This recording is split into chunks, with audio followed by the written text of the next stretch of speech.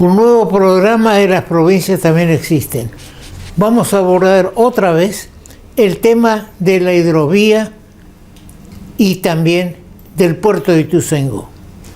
Vamos a ver el tema acá en el mapa, que es la hidrovía, el tronco que dicen, el tronco de la hidrovía Paraguay-Paraná. Comienza acá arriba en Brasil y viene por el río Paraguay, viene atravesando, acá llega a Asunción, sigue el río Paraguay. Esta es la vía troncal de la hidrovía. ¿Y por qué hablamos de la vía troncal de la hidrovía? Porque con decretos del Poder Ejecutivo reciente se habla siempre del dragado de la hidrovía troncal.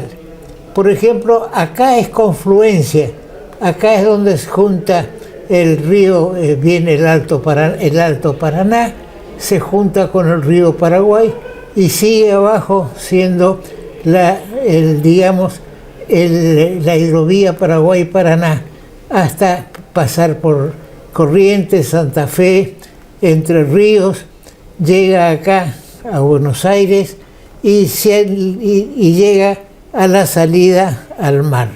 El decreto 699 del día 5 de agosto de este año dio por derogado el Ente Nacional de Control y Gestión de la Vía Navegable. ¿Qué es esto? Esta es una ley que se sancionó durante la presidencia del maldito Fernández, que resulta que creaba un ente constituido por 14 miembros, de los cuales 8 representaban al gobierno nacional y 6 se repartían entre las provincias de las cuales estaba, digamos, también Misiones, Corrientes, todas las provincias que estaban bañadas por el río Paraná. Todo esto, decimos, ya es río Paraná.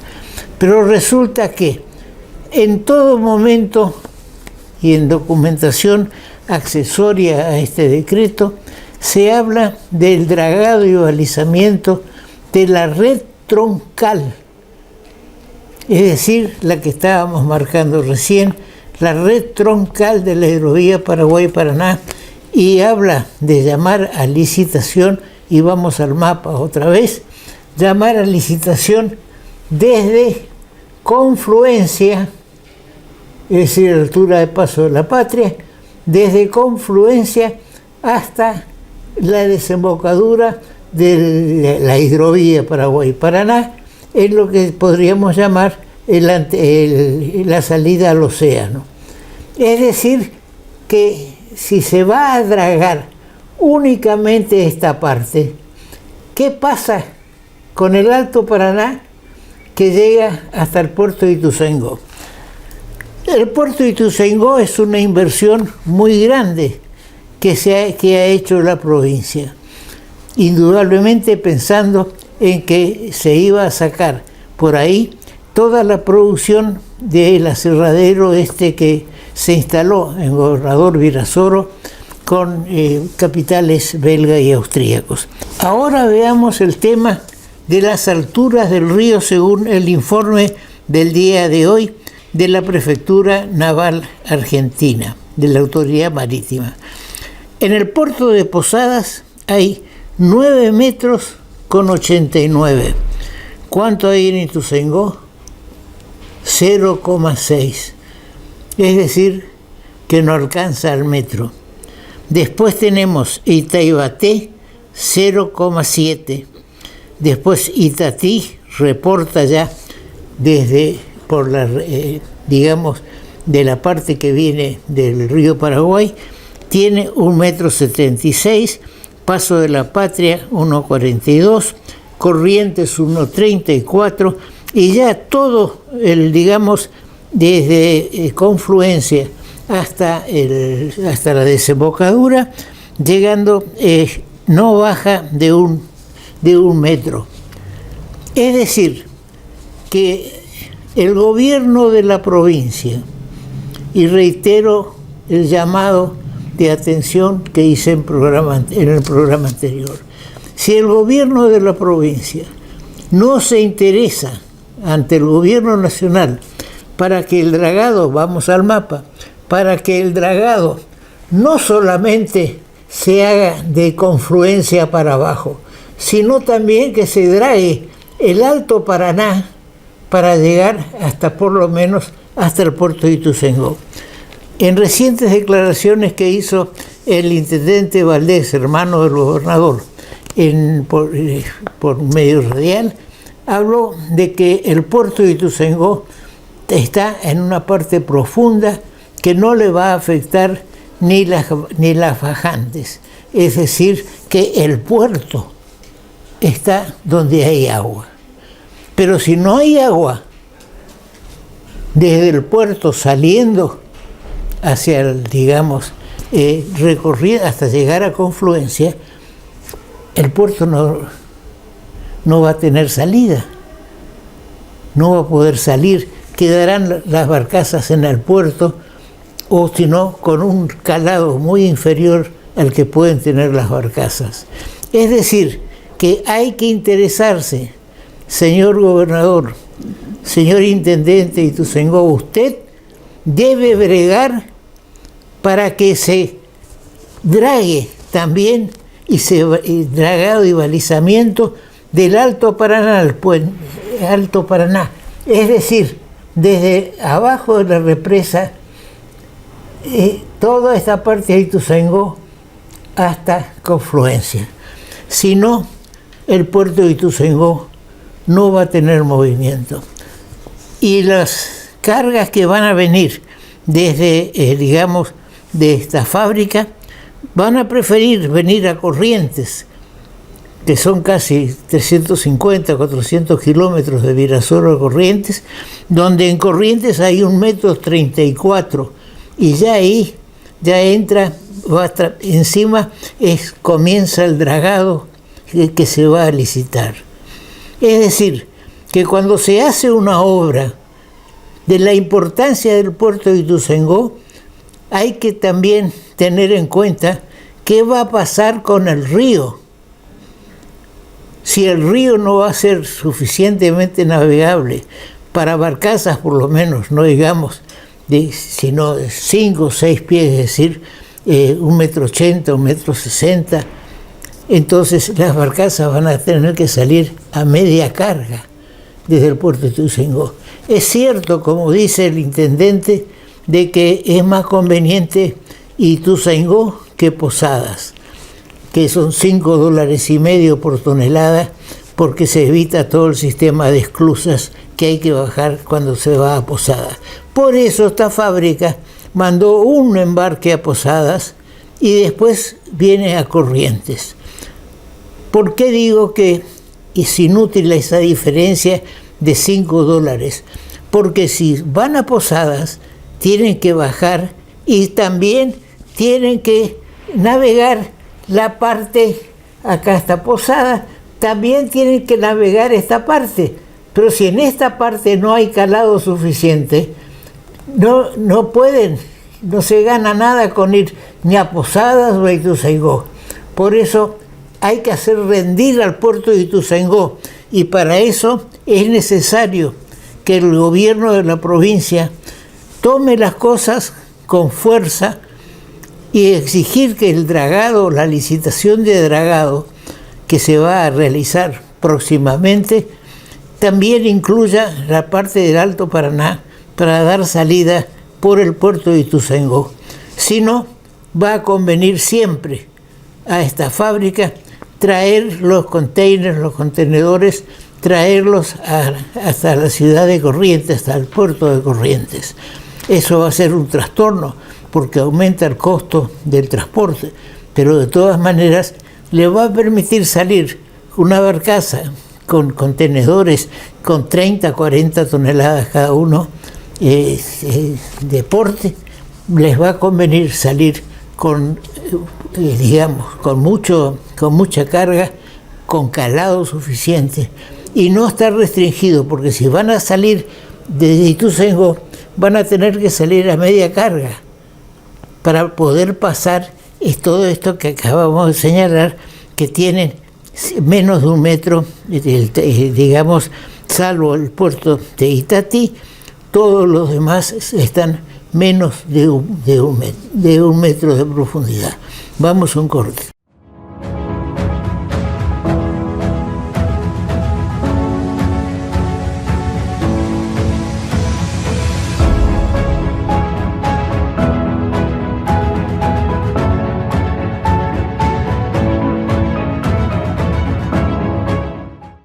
Ahora comunicarte con la MUNI es más fácil. Llama al 147. Sumamos una nueva línea de atención telefónica directa y gratuita las 24 horas. Podés realizar todo tipo de reclamos sobre servicios municipales, consultas, asesoramiento de gestiones y trámites. También podés requerir info de eventos, turismo y más. Hola, somos el Servicio de Atención Ciudadana de la Municipalidad de Corrientes. ¿En qué te podemos ayudar? Línea 147. Estamos cerca tuyo, Municipalidad de Corrientes.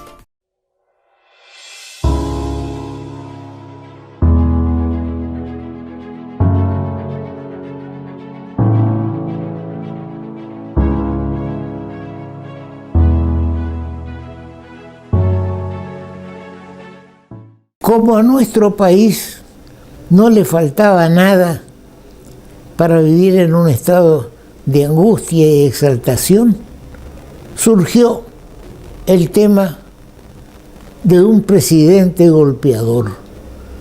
No hay que decir el expresidente, fue un presidente golpeador.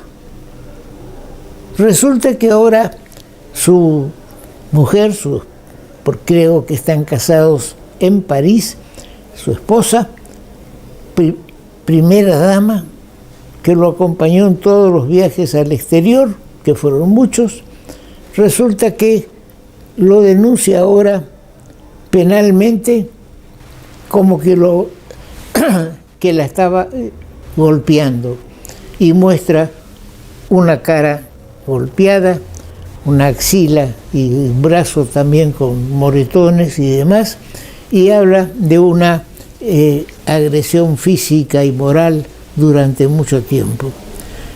Algunos se preguntan ¿y por qué guardó silencio hasta ahora?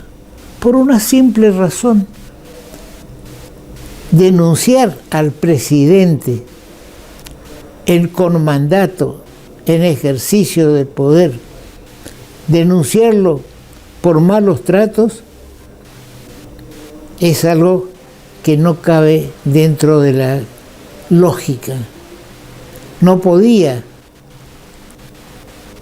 denunciar al presidente en ejercicio porque las represalias podrían haber sido muy grandes. Ahora ya ha terminado el mandato de Fernández. Entonces, su esposa se anima a prestar declaración y a acusarlo a Fernández. ¿Qué lo impulsa a la mujer a hacer estas declaraciones? Porque ya están separados, fue un problema, si se quiere, interno.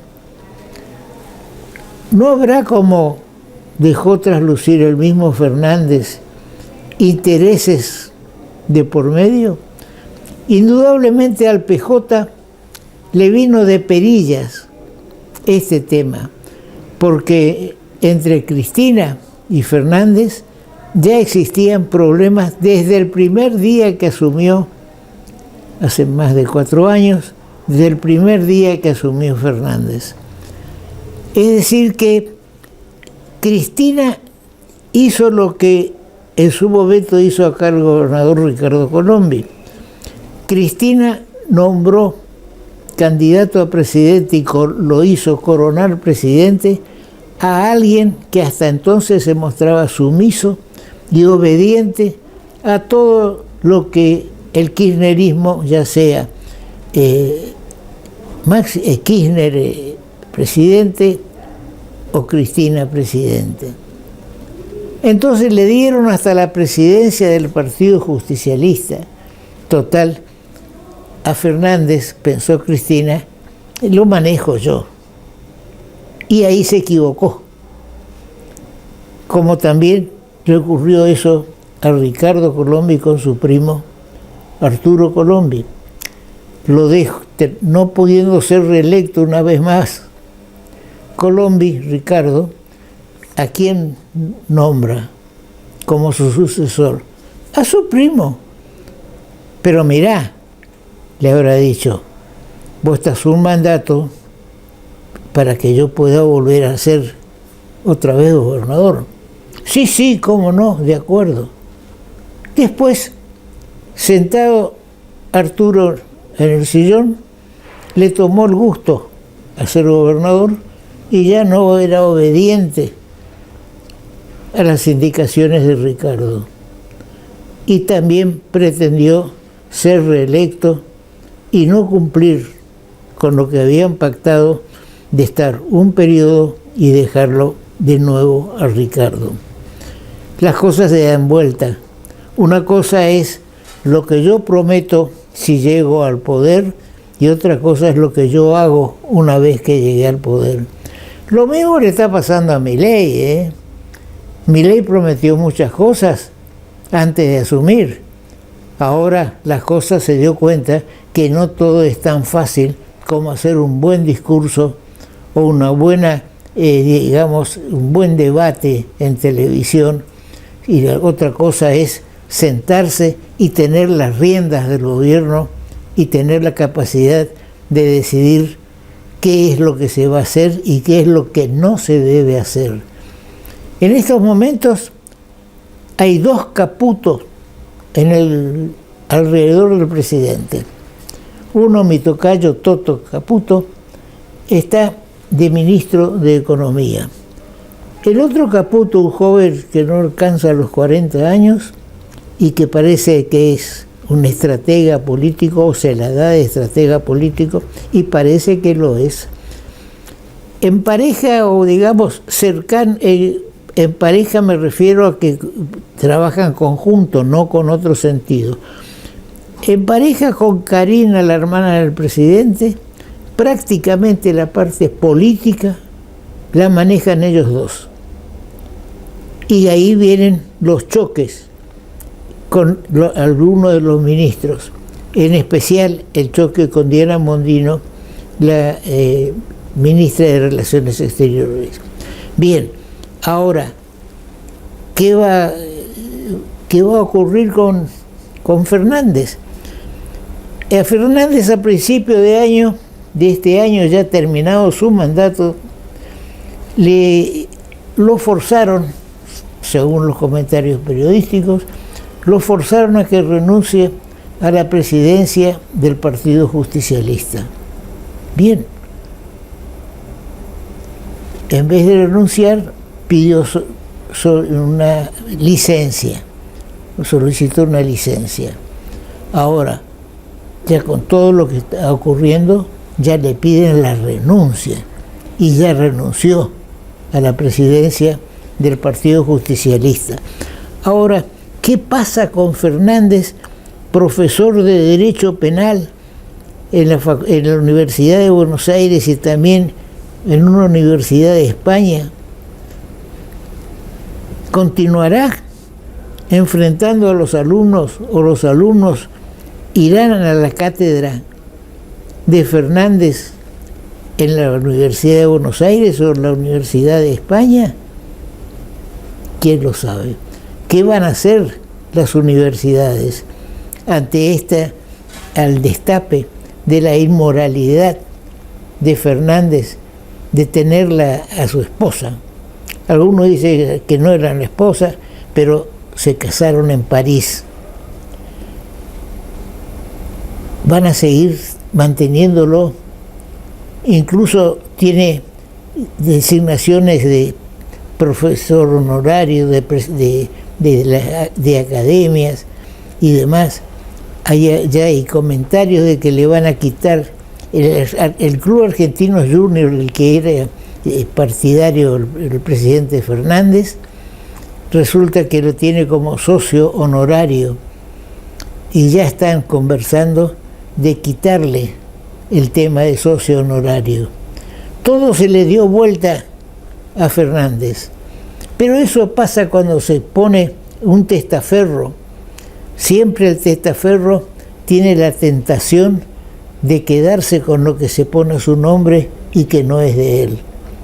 Se lo puso de presidente de la Nación Argentina sin que tenga las cualidades necesarias como para hacerlo. Y entonces, una vez sentado en el sillón, qué lindo que es el sillón, que le sirvió también para algunas aventuras amorosas, censurable desde todo punto de vista. Si quería tener citas, que vaya a otro lado, pero no en el despacho del presidente de la Nación Argentina. Pero bien, no vamos a seguir ahondando sobre la honorabilidad de, ahora sí digo, del expresidente Fernández, porque todo esto nos va alejando de la consideración del caso Loan y de otros casos. Parece que se han dado de secuestros en otros lugares del país, pero acá tiene una trascendencia extraordinaria el caso Loan, y yo creo que se le ha dado esa trascendencia por motivos estrictamente políticos. Indudablemente que hay que investigar qué pasó con Loan, pero una cosa es investigar judicialmente qué pasó con Loan y otra cosa es darle al tambor día y noche los diarios, los reportajes, Loan. Para mí, reitero lo que dije el primer día que se empezó a agitar el tema Loan. Loan está vivo, está en el exterior, bien guardado. Y van a aparecer fotos de la China, de Polonia, de cualquier lado, como apareció una foto de Colombia, donde aparece un chico de la mano de un señor, una señora, y dice, ¡es Loan! Van a aparecer muchas fotos, porque hay que agitar el tema Loan, que indudablemente perjudica la imagen del gobernador de la provincia. Y yo también diría la imagen de Patricia Bullrich, ministra de Seguridad de la Nación, que cayó un día a Corrientes, bajó en el avión de la flota presidencial en Goya y dijo, vengo a ordenar la investigación. ¿Cómo? Una ministra de Seguridad de la Nación viene a ordenar algo que estaba en manos de la justicia provincial. ¿No es una especie de intervención de la nación en cosas de la provincia? Hasta yo me animé a plantear el interrogante en el programa si no hablábamos ya de una intervención federal, si no era un camino que este caso Loan, como se venía presentando. Hasta tuvo el exabrupto Patricia Bullrich de decir que le iba a sacar fotografía a los cocodrilos, a las vacas, a todo. Lo único que faltaba era que le saque radiografía a los árboles. Después de tantos días que cuando ella llegó, ya si es que se lo comieron a Loan, lo que correspondía es ver los excrementos, ya porque seguramente ya estaba digerido. Pero todo eso fue armado como un circo. La verdad es que Loan, para mí por lo menos, está vivo en el exterior. Lamentablemente se habla de que en el norte argentino, estamos incluidos, hay mucha trata de niños, matrimonios pobres, escasos, de dinero y de comida, que tienen 6, 7, 8 hijos, tal vez negocien uno de ellos. No digo que sea este el caso, atención, pero que existen casos como ese, sí, existen. Vamos a un corte.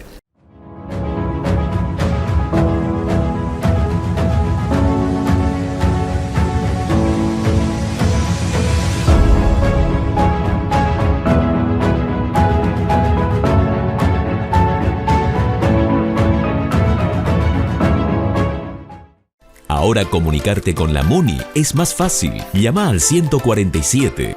Sumamos una nueva línea de atención telefónica directa y gratuita las 24 horas. Podés realizar todo tipo de reclamos sobre servicios municipales, consultas, asesoramiento de gestiones y trámites. También podés requerir info de eventos, turismo y más. Hola, somos el Servicio de Atención Ciudadana de la Municipalidad de Corrientes. ¿En qué te podemos ayudar?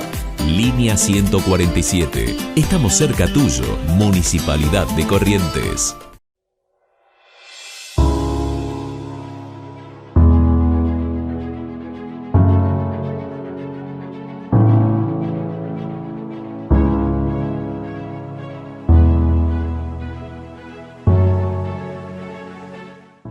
Mañana, miércoles 14, se cumplen 70 años del fallecimiento de quien fuera gobernador de la provincia, Fernando Perallini Niveiro.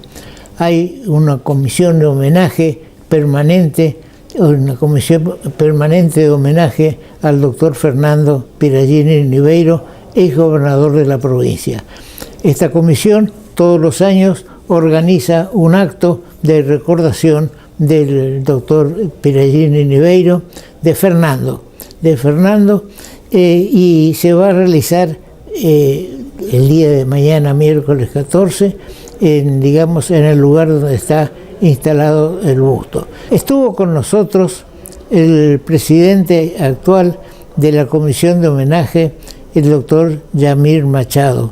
Con él hablamos un poco sobre este tema y lo ponemos a consideración de ustedes, resaltando una vez más la actividad que desarrolla el señor vicegobernador de la provincia, el doctor Pedro Rayar Pocar. Se lo ve en muchos actos, en muchas reuniones, exponiendo sobre la realidad de nuestra provincia. Bien, escuchemos qué nos decía el doctor Yamir Machado. Se inicia, como dije, 1979, y el doctor Fernando Díaz Ulloa, que fue el presidente en ese momento de la comisión, integraban distinguidos hombres de Corrientes, la verdad. Por ejemplo, estaba Díaz Ulloa de presidente. No sé por qué razón todavía me designaron a mí vicepresidente, siendo yo entonces muy joven, al lado de unos patriarcas de la política. Claro. Estaba, por ejemplo, Gustavo Adolfo Revidati, estaba Navaja Artaza, estaba Vargas Gómez, estaba Picasso, todos esos integrantes de la comisión, y yo era muy joven. Coco Figueredo Antequera también era miembro de esa primera comisión. Esa placa está colocada ahí en el busto de Fernando Perallini Niveiro, año 1979. Ellos son los que comienzan con estos homenajes a Fernando Perallini Niveiro. Me acuerdo como hoy, cuando me designan para hacer uso de la palabra en ese acto, entonces, hace 45 años, naturalmente yo ante gente tan capacitada, de tanta experiencia y mucho mayor que yo, uno tenía un nerviosismo natural. Y dos personas me tranquilizaron para que haga uso de la palabra, que fue mi suegro, uno, don Gabriel Figueredo, y el otro fue, que quiero recordar y valoro mucho su actitud, Coco Figueredo Antequera. Él vivía entonces por la calle Salta, Coco, cuando vivía con Eloísa Torrent. Y él me citó una semana antes para ver qué es lo que iba a decir yo y cómo iba a decir yo. Durante una semana hizo una clase de maestría en la locución Coco Figueredo Antequera. Claro, yo tenía 30 y pico de años, con ellos que tenían 70, 80 años. Bueno, en fin, afortunadamente salió todo bien, pero yo recuerdo hasta hoy que temblaba cuando hacía uso de la palabra. Por ejemplo, estaba Aguirre Lanari, estaba Ricardo Leconte, todos estaban escuchando mi discurso. No Como era personaje de la política. claro, no era una situación fácil. Y después estaba, y vos te acordarás, ese diputado nacional peronista, Díaz de Vivar, Sí, Joaquín. Joaquín Díaz de Vivar, que escribió un libro que yo fui a la presentación de él en Buenos Aires, de ese libro. Era diputado peronista. Creo que fue el único Díaz de Vivar, si no me equivoco, peronista. Todo el resto, Es posible. no, es el único, el único. Eso llevó a que haya una... Quincho de... Exactamente, Quincha. Era muy amigo de don Gabriel, de mi suegro. Bueno, son cosas que ocurren. Yo estuve en la presentación del libro, no sé en qué oficina o qué club en Buenos Aires. Fui con mi señora, entonces Marta Elena Feria de Machado. En paz descanse.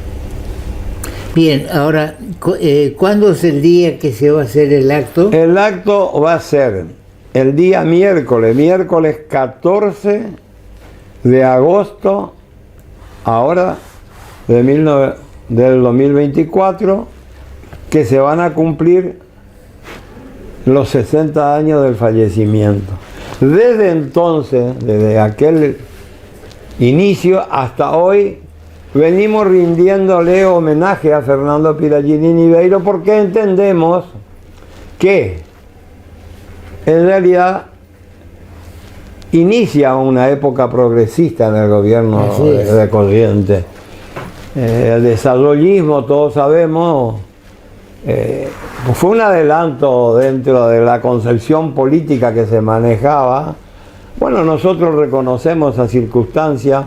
El objetivo de Piragini fue transformar Corrientes en lo posible y tuvo la ventaja, la facilidad también de que en ese momento era presidente de la Nación Arturo Frondizi, Sí. su amigo y su padrino de casamiento. Es la célebre división de la Unión Cívica Radical en la Intransigente y del Pueblo, que llevaba a Frondizi la Intransigente y la Unión Cívica Radical del Pueblo llevaba a Ricardo Balbín. Así es. Bien, Yamil, muchas gracias por tu tiempo y recordar a buenos gobernantes. Lo que quiero recordar antes que termine esta interesante charla con vos, Horacio, en el acto del miércoles 14, Sí. la comisión de homenaje siempre decide un orador. En este caso va a hacer uso de la palabra el actual vicegobernador de la provincia, el doctor Pedro Brayar Pocar, que aceptó con mucha voluntad y decisión la misión que le encomendó la Comisión Permanente de Homenaje para que se refiera a la trayectoria de Fernando Piragini Niveiro, que como dijimos anteriormente fue autor de muchísimas obras en Corrientes. Fue un gobernador progresista. Sí, fíjate que él hizo más de 1000 kilómetros de camino asfaltado, cientos de kilómetros de ripio, construyó hospitales, instaló 30 usinas en el interior de la provincia y también hizo el entubamiento del arroyo Poncho Verde, lo que hizo que se recupere esa parte importante de la ciudad. Sí, era un límite que había. Claro, muy bien. Y no nos olvidemos de la obra maestra, naturalmente con apoyo del gobierno nacional de Frondizi, del aeropuerto internacional Cambapunta, que hoy se llama Fernando Piragini Niveiro. Bien, muchas gracias y sí, seguramente vamos a acompañarlos en el acto.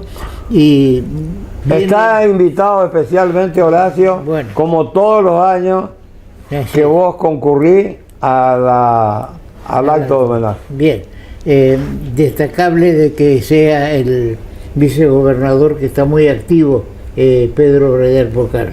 Bien, muchas gracias y nos vemos entonces. Gracias, Horacio, por tu tiempo, por tu voluntad y por tu decisión de mantenerte cada vez más joven y al servicio de los intereses de nuestra querida provincia. Bien, muchas gracias.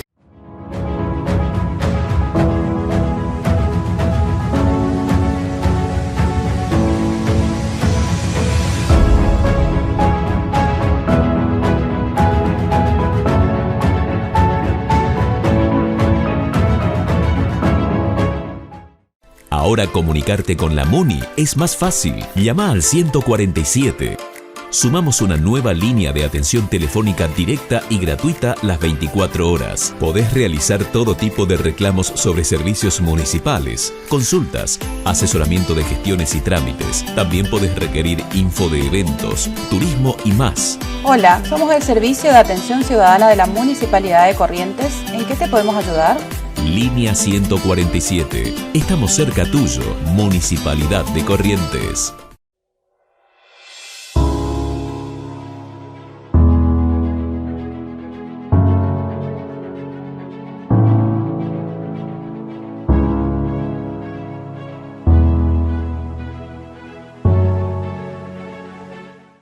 Sobre el río Uruguay hay una comisión permanente, CARU, Comisión Administradora del Río Uruguay, formada por Argentina y Uruguay. Por primera vez tenemos una correntina, Ingrid Jeter, que participa como delegada del gobierno argentino. Vamos a ver el río Uruguay, todas las conexiones que tiene. Este es el río Uruguay que viene de acá arriba, pero no es navegable esta parte ya, porque primero tenemos el puente de Paso de los Libres a Uruguayana en Brasil, que digamos es un puente a nivel. El río impide totalmente cualquier clase de navegación. Después tenemos, Entre Ríos tiene 3 comunicaciones directas con el Uruguay.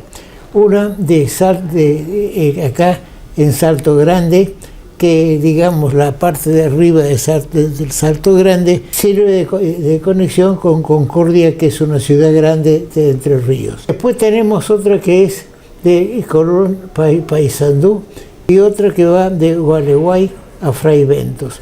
Corrientes no tiene ninguna conexión con Uruguay. Acá sería la primera, Monte Caseros, Bella Unión, y también hay que tener en cuenta que esta conexión acá es casi limítrofe con Brasil, es decir, que va de Barra do Guarém, es decir, que va a traer el flujo de brasileros también hacia Monte Caseros, la conexión que se va a hacer por tierra. Según informa Ingrid Jeter, ya los estudios sobre este puente de Monte Caseros a Bella Unión están terminados, es decir, que están en condiciones de ser licitados, pero siguiendo instrucciones del Gobierno Nacional, la licitación tiene que ser hecha por particulares y, digamos, capital privado, y ser por el sistema construido por el sistema de peaje. El particular que invierte fija una tarifa de peaje y con eso se va recuperando. Pero volvemos a reiterar algo que hemos dicho en varios programas. Mientras el riesgo país no disminuya en la Argentina, no va a haber grandes inversiones, porque el inversor quiere saber dónde invierte, y si el índice de riesgo país es muy alto, entonces retasea la inversión. Debemos destacar la actividad que está desarrollando nuestra representante en la Comisión del Uruguay, Ingrid Jeter, que estaba previsto que hoy íbamos a tener un contacto telefónico, pero me acaba de comunicar que tiene una reunión con Vialidad Nacional y que es importante para el desarrollo de esta actividad que está desarrollando. Así como hay una comisión permanente del río Uruguay, tendría que haber una comisión permanente sobre el río Paraná y sobre todo del Alto Paraná. Tenemos que tener una conexión con Brasil, una conexión con Paraguay en la parte del río del Alto Paraná. Esta parte es importantísima para el desarrollo de la provincia de Corrientes, que tiene instalado en Virasoro una gran fábrica en estos momentos de madera, de aserradero, y que le daría oportunidad al puerto de Ituzaingó. Yo creo que el gobernador es de Ituzaingó y debería tomar cartas en el asunto, porque el decreto 699, decreto de urgencia, el 699, derogó la ley, como decíamos anteriormente. Bien, vamos a un corte.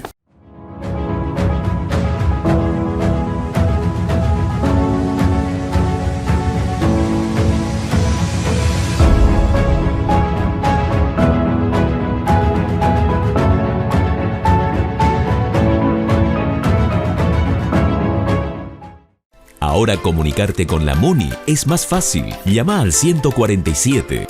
Sumamos una nueva línea de atención telefónica directa y gratuita las 24 horas. Podés realizar todo tipo de reclamos sobre servicios municipales, consultas, asesoramiento de gestiones y trámites. También podés requerir info de eventos, turismo y más. Hola, somos el Servicio de Atención Ciudadana de la Municipalidad de Corrientes. ¿En qué te podemos ayudar?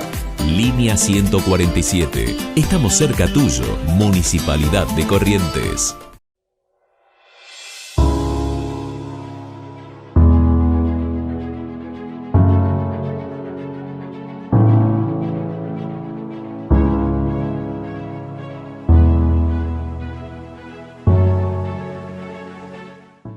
Bien, Toto, gracias por la invitación. Y bueno, sería importante hacer, digamos, un reconto, un resumen de que todo esto que vos estabas refiriendo está apuntando concretamente a lo que es la hidrovía Paraguay-Paraná. Bien, vos ya lo adelantaste, la hidrovía Paraguay-Paraná es una suerte de manera de transitar, de transportar cargas fundamentalmente, pero en este caso a través de los ríos, del río. Mundialmente esto es así. Es como si fuera una ruta asfaltada, un camino asfaltado, pero en este caso usando las aguas de los ríos. Esta es una autovía sobre agua, decíamos. Bien, tiene un trazado que va desde Puerto Cáceres, como decías, en Brasil, y llega a la desembocadura del río Paraná en, digamos, las aguas del río de la Plata, exterior, las aguas abiertas, digamos, del río, y concluye en el puerto Nueva Palmira, en Uruguay. Son algo así como 3.440 kilómetros para este fin. Esto en realidad empezó o empieza con una firma de un tratado internacional entre las provincias entre los países, de Argentina, Paraguay, Brasil, Bolivia. Uruguay, Bolivia.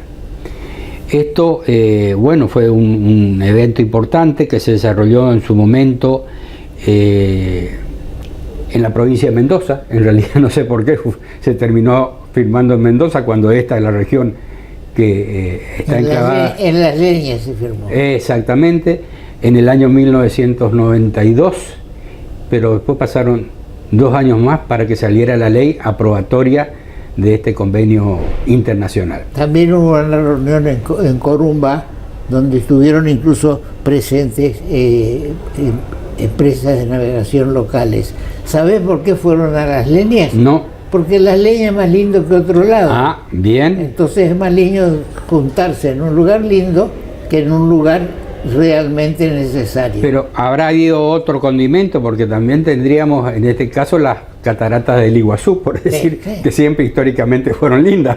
Entonces medio eso extrañó.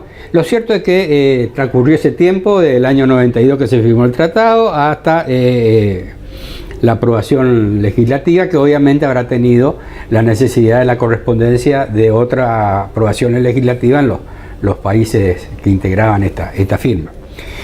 Bueno, el tiempo fue avanzando y en un primer momento, digamos, la tarea fundamental de la hidrovía, como decíamos, era el traslado y sobre todo beneficiando a los países limítrofes más que al propio tráfico de mercaderías nacionales. Para ello obligaba a hacerse dos actos o dos movimientos conjuntos, que serán dragado y balizamiento, como vos decís, señalización del río, y por otro lado la atención y mantenimiento de los puertos, que en un momento determinado los puertos de toda la nación eran jurisdicción nacional justamente, hasta que hubo un momento, yo no sé si fue el gobierno de Carlos Menem, en el que se decidió transferir los puertos a las provincias, pero simplemente transfirieron los puertos en sí, el personal que estaba trabajando, que a su vez tuvo que hacerse cargo cada una de las provincias para seguir manteniendo el pago de los sueldos y las tareas que debían realizar, y la nación se retiró.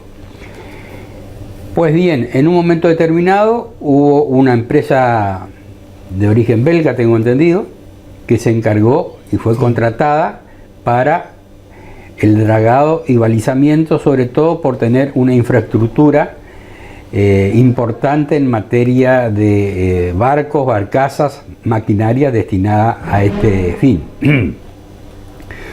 Estuvo trabajando, tengo entendido, algo así como 20 años. Sí, llegó al final de la concesión. Llegó al final de la concesión. ¿Pero qué? No estaban listos los pliegos para una nueva concesión. Correcto. En consecuencia, se le fue prorrogando poco a poco el tiempo, los plazos, hasta el día de contar con los pliegos. Tengo entendido que todavía estos pliegos no están terminados y el llamado a licitación tampoco. Permíteme. Sí. ¿Cómo es posible que un Estado, hablamos de época de Fernández, un Estado que sabe que el día 20 del mes tal vence una licitación, cómo años o meses antes se preparan los pliegos y se espera que termine la licitación para empezar a hablar de pliegos? Es porque se está acomodando o se estaba acomodando la licitación, los pliegos se estaban acomodando para determinada empresa. No puede ser, reitero, que estemos haciendo un edificio y hacemos los planos únicamente hasta el tercer piso y no sabemos qué va a pasar arriba, entonces hay que parar y empezar a hacer recién los planos para el cuarto, quinto y sexto piso.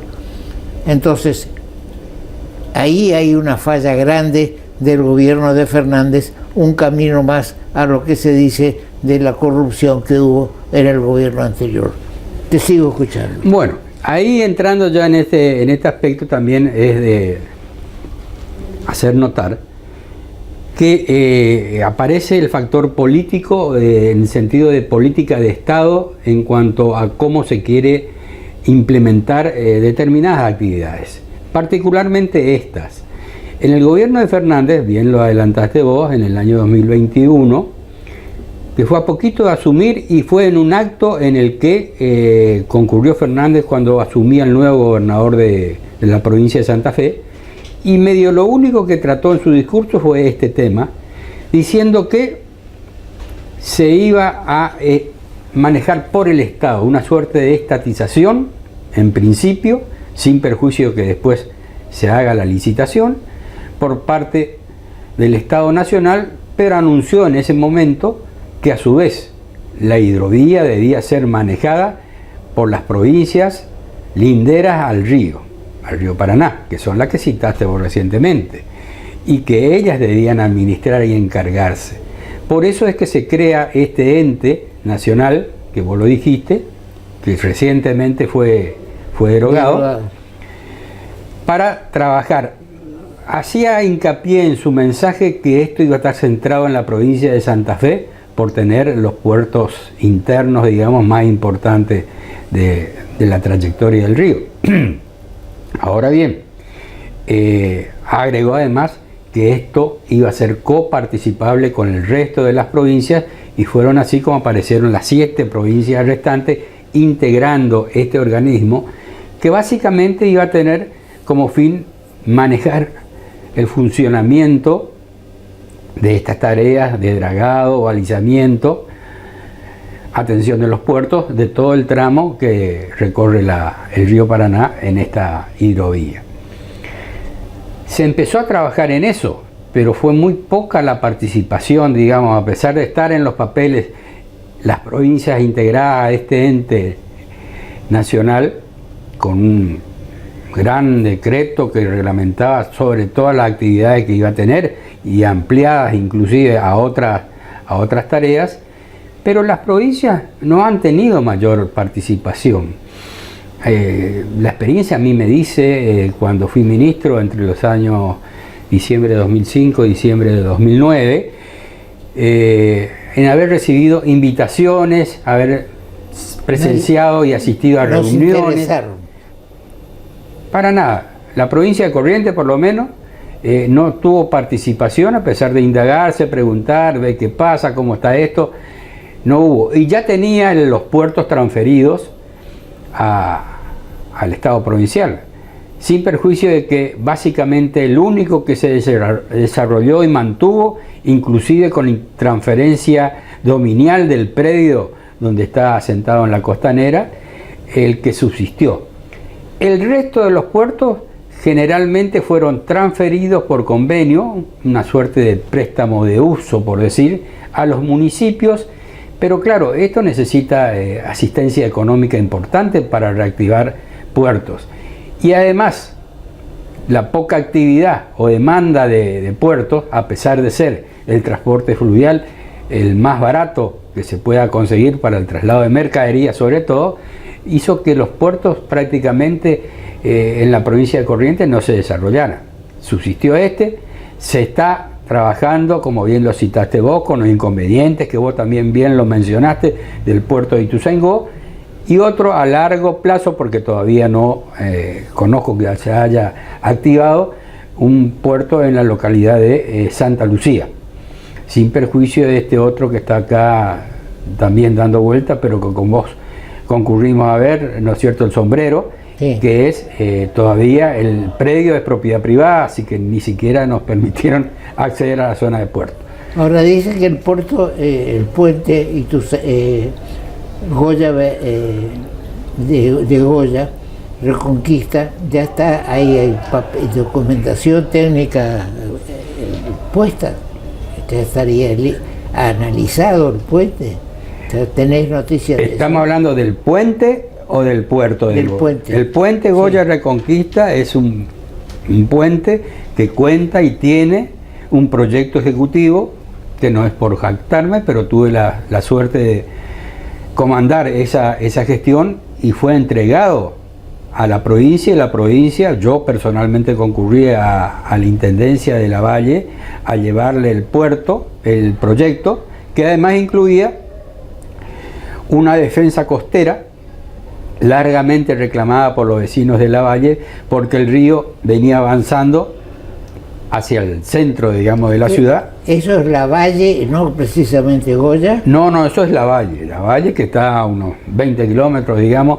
Es más, está puesto un monolito que en su momento lo hicimos ante una reunión del gobernador de Santa Fe y de Corrientes, que señala el punto de bajada en la costa correntina del puente. Digamos, este puente tiene la particularidad que es muy parecido al de Rosario, la ciudad de Victoria, en Entre Ríos. En ese caso, el terraplén recorre casi 40 kilómetros del lado del territorio la costa entrerriana y muere con el puente atirantado en la costa de Rosario. Acá es al revés, son casi 40 kilómetros de arroyos, atravesando arroyos, pequeños cursos de agua, terraplenes, que se hacen para finalmente llegar al puente propiamente dicho en la costa correntina, puntualmente en la localidad de La Valle. Ahora, es interesante, importante desarrollar este proyecto. Yo en los carteles donde fui la última vez candidato a diputado nacional, hablo del puente Goya Reconquista. El tema está en que, digamos, si hay que hacer un puente para esta conexión Atlántico-Pacífico, que es la de Goya, ¿no es cierto? Porque si vamos a ir otra vez al segundo puente, nos volvemos a desviar de la situación del centro del país, que se va a beneficiar con esto. Ahora, también en el proyecto Capricornio, que es el de los brasileros, para sacar la producción de Campo Grande, van a tener que hacer un puente, tal vez menor, sobre el río Paraguay, para el lado de Brasil, para la conexión Brasil-Paraguay, y hay que ver si están los caminos de Paraguay hasta Salta y Jujuy, que seguramente ahí bien entra a Salta Jujuy, porque hacer una vuelta así es porque tienen el cruce de la cordillera y que seguramente será más hábil en ese lugar. Ahora, lo que sí me preocupa es que ya está convocada para estos días la quinta reunión sobre la conexión del Capricornio, y acá de este lado estamos todavía en veremos. Yo me permito, con todo el respeto que merece la investidura del señor gobernador, y esto va por cuenta mía, no de mi invitado, hay que ocuparse del tema del dragado y balizamiento del puerto de Ituzaingó, porque todo esto que está acá, y hay otros tanto más, habla de la hidrovía troncal. Ituzaingó no está en la hidrovía troncal. Quiere decir que se va a hacer el llamado dragado, la licitación con peaje y demás, en la troncal, que es la que tiene el movimiento.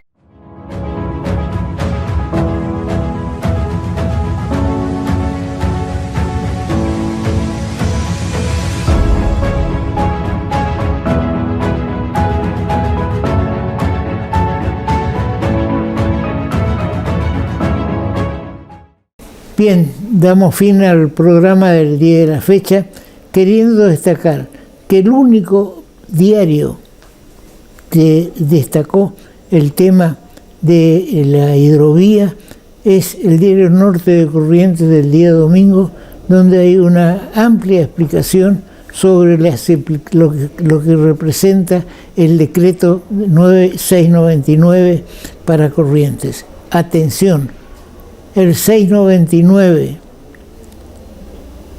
señor gobernador, deja sin agua al puerto de Ituzaingó. Sin agua me refiero a que en la parte del río Alto Paraná va a tener escasa profundidad para el desarrollo, si es que no se lo incluye también dentro de la licitación para dragado y balizamiento, que está prevista únicamente desde Confluencia hasta la salida al mar.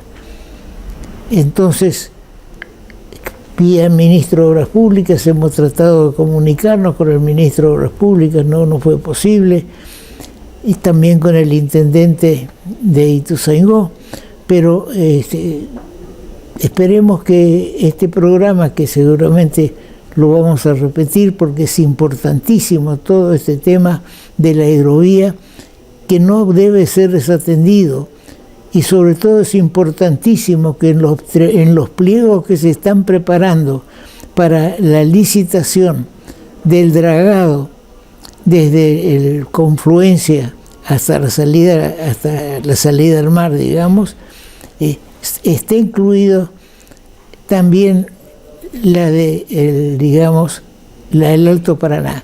Ahora bien, hay que resaltar esto. La licitación está hecha por el gobierno argentino de la parte, digamos, argentina, porque desde confluencia hasta abajo ya estamos todo el territorio, el río Paraná recorre territorio argentino, los de la Mesopotamia y los de tierra firme. Y mirando el mapa uno ve de que ya desde confluencia tenemos, digamos, es una parte del Chaco, Corrientes, Santa Fe, Entre Ríos y Buenos Aires. Es decir, que no hay nada de Paraguay, lo cual tal vez para el dragado del río Alto Paraná de confluencia a Ituzaingó tenga que hacerse un acuerdo Argentina y Paraguay. Pero hay que hacerlo, hay que gestionar eso. Si no, lamentablemente, el puerto de Ituzaingó no va a tener un movimiento que, digamos, que justifique la gran inversión que se ha hecho. Bien, será hasta nuestro próximo programa.